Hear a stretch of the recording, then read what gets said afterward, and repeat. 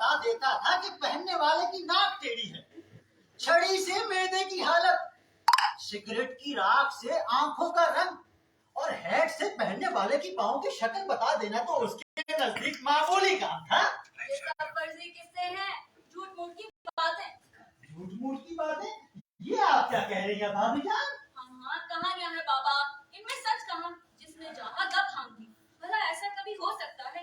अभी मुझसे कहिए तो मैं भी इस तरह की 3-4 कहानियां बनाकर आपको अभी सुना दूं। तो ये सब कहानियां होती हैं? बिल्कुल, फर्जी किस्से, जिन्हें मैं भी लिख सकता हूँ। जब आपके दोस्त लिख सकते हैं तो क्या आप ना लिख पाएंगे? अम्मा किशोर, तुम स्टोरी राइटर भी हो, मुझे मालूम ना था। क्या लिखा करते हो ऐसी कहानियां? अरे भाई, कभी लिखी तो नहीं, मगर सुबह से ये मेरे पीछे पड़ गई हैं। आओ कहानी लिखे, आओ कहानी लिखे। हाँ तुम आओ कहानी लिखे। आओ कहानी लिखे। हाँ। एक कहानी के 3 राइटर। ख्याल तो अच्छा है, मगर शुरू कौन करे? जो बोले वही कुंडा खोले।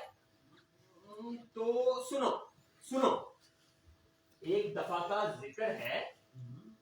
बाबू सालग्राम रात को बहुत देर से घर आया। वो बहुत खौफ खा रहा था।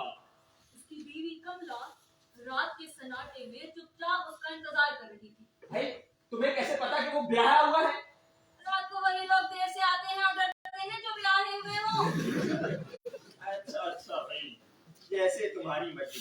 तो क्या था, लिखवाया था उसने भाई। बाबू सालग्राम एक रोज रात देर से घर आया। उसका खौफ खा रहा था कि अगर उसकी बीवी को पता चल गया कि वो रात के 12:30 बजे तक ब्रिज खेलता रहा है और महीने की आधी तनख्वाह हार चुका है तो आफत आ जाएगी। अरे भाई, ये तुमने अपनी तरफ से ही कर लिया है जब वो ब्रिज खेल रहा था। हालांकि मैं तो चाहता हूँ वो एक नाच देख कर आए। नाच? ये तो और भी अच्छा है। तो बताइए मिस्टर नारायण, हम कहाँ तक पहुँचे थे? हाँ, एक रोज का जिक्र है कि बाबू सालग्राम रात बहुत देर से घर लौटा। वो सख्त खौफ खा रहा था। उसकी बीवी कमला रात के सन्नाटे में चुपचाप उसका इंतजार कर रही थी। बाबू सालग्राम सोच रहा था कि ये सोच रहा था कि जिस औरत का नाच वो क्लब घर में देख कर आया है, इतनी हसीन थी, चांद सा मुखड़ा, गोरी गोरी रंगत, आंधी नागनों के से बाल। जब वो नाचती थी तो उसके सफेद टखनों में बंधे हुए घुंघरुओं की झनझनाहट किस तरह उसके दिल की धड़कनों में घुल मिल जाती थी। वाह वाह भाभी जान वाह। उसके सफेद टखनों में बंधे घुंघरुओं की झुनझुनाहट अभी तक गूंज रही थी। उसके कानों में उन घुंघरुओं की झुनझुनाहट अभी तक गूंज रही थी। इसके साथ साथ उसके कान उन गालियों और झड़कियों का बेपनाह शोर सुनने के लिए तैयार हो रहे थे जो उसकी बीवी अपने सीने में छुपाए बैठी थी। भाई, मैं ये पूछता हूँ कि तुम बीच में उसकी बीवी का किस्सा कहने बैठी हो? औरत के बगैर कोई अफसाना मुकम्मल नहीं हो सकता। भाई ठीक है, मगर उसकी बेगम अपने दिल में ये झिड़कियों और गालियों का तूफान क्यों सजाए बैठी है? हम औरतें अपने हकूक की हिफाजत ना करें? तुम जैसे बेवफा मर्द रात के 2-2 बजे घर वापस आए तो तुम्हारा क्या ख्याल है कि हम खामोश रहें, कुछ न कहें, घुल घुल के मर जाएं? तुम नाच देखो, ऐश करो, रंगोलियां बनाओ और हम अपनी जुबानों पर ताले लगा लें। भाई, मैंने ऐसा कब कहा है? बाबा, हम कहानी लिख रहे हैं। लिखो, मगर मेरी बात रोकने का तुम्हें कोई अधिकार नहीं, समझे? तो बताइए मिस्टर नारायण, हम कहाँ तक पहुँच चुके हैं? हाँ, हम बहुत दूर पहुंच चुके हैं। इसके साथ साथ उसके कान उन गालियों और झड़कियों का शोर सुनने के लिए तैयार हो रहे थे जो उसकी बीवी कमला अपने सीने में छिपाए बैठी थी। उसको उसकी कोई परवाह ना थी। उस पर उस नाचने वाली के इश्क का भूत सवार था। हाँ, उसने यही सोचा, मगर उसे अचानक ख्याल आया कि ऐसा कैसे हो सकता है। हालांकि उसको अपनी बीवी से बेहद मोहब्बत है। तो अपने आप को धोखा दे रहा था। दरअसल वो ये चाहता था कि उसके दिल से वो डर दूर हो जाए जो आमतौर पर मर्दों के दिल में पैदा हो जाया करता है जो अपनी औरतों से दगा करते हैं। मगर उसका ये ख्याल भी गलत निकला। वो कैसे? भाई, उसके दिल को कोई और ही चीज सता रही थी। वो क्या? वो क्या भाई, मुझे नहीं मालूम। ये भी अजीब बात है, क्यों मालूम नहीं था? उसे मालूम नहीं था, ये उसे मालूम नहीं था। नहीं, देखो जी, मुझे इसकी सबकी ऊट-पटांग बातें बिल्कुल पसंद नहीं। मुझे साफ-साफ बताओ कि उसे क्यों मालूम नहीं था? तुम्हारे एक कहते हैं से कि उसे मालूम नहीं था, तुम अपने बाबू सालिक राम को उसकी मजलूम स्त्री की आंखों में सुरखरू नहीं कर सकते। जो सजा मैंने तुम्हारे बाबू सालिक राम के लिए सोच के रखी है, उसे मिल के रहेगी। तुम्हारी ये चालबाजियां मेरे सामने ना चल सकेगी, समझे? अरे नारायण, मैं तुमसे ठीक न कहता था। ये औरत बारूद की बनी है, बारूद की आतिशबाजी का चक्कर है। भैया ऐसे में ये अफसाना कैसे मुकम्मल हो सकता है? भाई मुझे तुमसे पूरी हमदर्दी है। और मुझसे आपके मुतालिक मैं बस ये कहूंगा कि आप जो कहती हैं बिल्कुल सही है। मैं आपका शुक्रिया अदा करती हूँ। तो हम कहाँ पहुंचे थे? फैसला ये हुआ है कि किसी तौर इस कहानी को मुकम्मल किया जाए। बेहतर बेहतर। तो क्या लिखा था? तो लिखा है कि दरअसल उसके दिल को कोई और चीज सता रही थी। क्या ये उसे मालूम न था? इसी अधेड़ बुन में वो मकान के करीब पहुंच गया। इतना जल्दी? तुम बीच में ना बोलो जी। तो लिखिए मिस्टर नारायण, इसी अधेड़ बुन में वो मकान के करीब पहुंच गया। अब उसकी बीवी कमरे में नहायत बेचैनी से उसका इंतजार कर रही थी। बाबू सालक राम बड़े दरवाजे में दाखिल हुआ। मगर एकाएकी उसे कोई और ख्याल आया और वो बाहर सड़क पर निकल के टहलने लगा। देखिए मिस्टर नारायण, आपके दोस्त उस इख्तियार से नाजायज फायदा उठा रहे हैं जो मैंने ही इनके हाथों में दे रखा है। अरे अरे राजबंती, कैसा इख्तियार? कौन सा इख्तियार? भाई मैं तो इस घर में नौकरों से भी ज्यादा बदतर जिंदगी गुजार रहा हूँ। परमात्मा के लिए झूठ ना बोलो। मेरी जूती को क्या गर्ज पड़ी है तुमसे झूठ बोलने की? अरे अव्वल दर्जे के झूठे तो तुम हो। अभी परसों की बात है जब दोस्तों के साथ विस्की उड़ाकर रात को देर से घर वापस आए थे और मैंने पूछा था कि ये तुम्हारे मुंह से तेज तेज बू कैसी आ रही है, तो तुमने क्या जवाब दिया था? अरे मैं क्या जानूं, मैं होश में थोड़ी था। भाभी जान, मैं कुछ अर्ज करूं? फरमाइए। अभी अभी जो आपके पति ने फरमाया वो 16 आने सच है। भाई किशोर, मैं तुम्हारी हिम्मत की दाद देता हूँ। मुझसे तो कम से कम इतना बड़ा सच कभी ना बोला जाता। खैर छोड़िए ना भाभी पुराने किस्सों को, हमें कहानी भी तो मुकम्मल करना है। अच्छा, इन्होंने क्या लिखवाया था?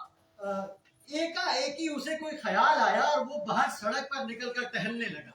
सड़क कोई बाग था। खैर लिखिए। कुछ देर टहलने के बाद बाबू सालक राम के कदम अपने आप मकान की तरफ बढ़ने लगे।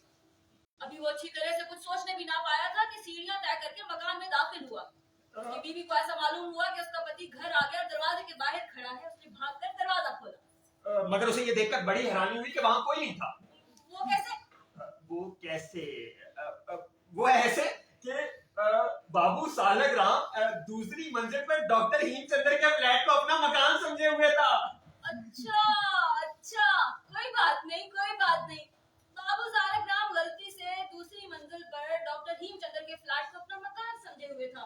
यही लिखाया था ना तुमने? तो आगे लिखिए मिस्टर नारायण। उसने दरवाजे पर दस्तक दी और डॉक्टर हेमचंद्र डंडा हाथ में लिया मकान से बाहर निकला। और इन अल्फाज में माजरत तलब की कि मेरी बेगम ने मसहरी का वो डंडा जो आपके घर से नलका ठीक करवाने के लिए मंगवाया था वो मैं वक्त पर वापस न कर सका। बहुत माजरत है। ये सरासर इश्तराकियत है, ये जुल्म है मिस्टर नारायण। मैं इसके खिलाफ आवाज बुलंद किए बगैर नहीं रह सकती। आपके दोस्त मुकाबले में नहायत ओछे हथियार इस्तेमाल कर रहे हैं। मुझे इसका पूरा पूरा एहसास है। मगर क्या मैं कुछ पूछ सकता हूँ? बड़े शौक से। क्या ये जंग है? जी हाँ, जंग ही तो है। तो माफ कीजिएगा, मोहब्बत और जंग में तो हर चीज रवा होती है। आपको भी तो हर किस्म का इख्तियार हासिल है ना? तो क्या मैं इस इख्तियार से भरपूर फायदा उठाऊं? क्यों नहीं? तो लिखिए मिस्टर नारायण। इस आसानी से सुलझन से निजात पाकर बाबू सालक राम मकान में दाखिल हुआ। उसकी बीवी दहलीज में खड़ी उसका इंतजार कर रही थी। अपने पति को डंडा हाथ में लिए आता देखकर उसे जो चीज सबसे पहले नजर आई उसने वो उठा ली और आने वाले हादसे के लिए तैयार होकर दरवाजे में खड़ी होगी। अब बचाओ अपने आप को। अरे परे करो ये घुंगरू।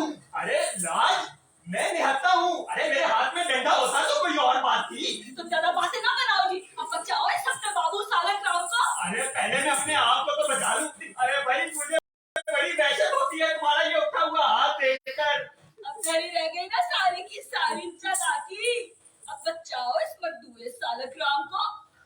हे नारायण, ओ भाई कुछ करके मुझे और बाबू सालक राम को इस मुश्किल से निकालो।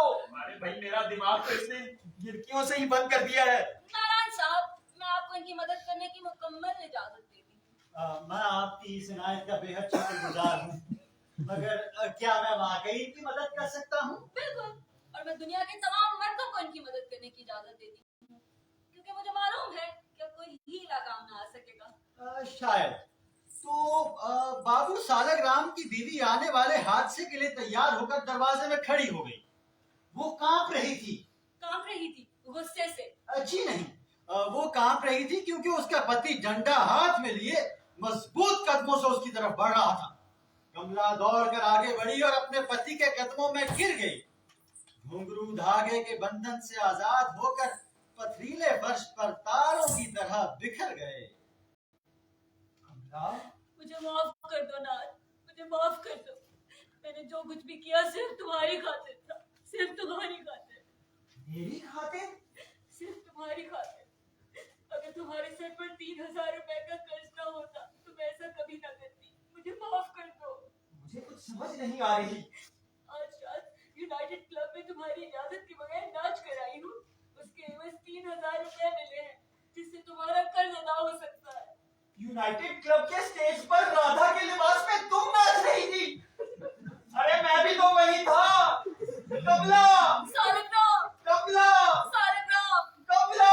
सालक राम। फिर क्या हुआ? फिर क्या होना था? वो दोनों खुशी खुशी जाके कमरे में सो गए और सारी रात उन दोनों के कानों में घुंघरूओं की झुनझुनाहट सुनाई देती रही। प्रणाम भाभी, गुड नाइट, गुड बॉय। मेरी प्रार्थना है कि आप दोनों के कानों में भी सारी रात घुंघरू सुनाई देते रहें।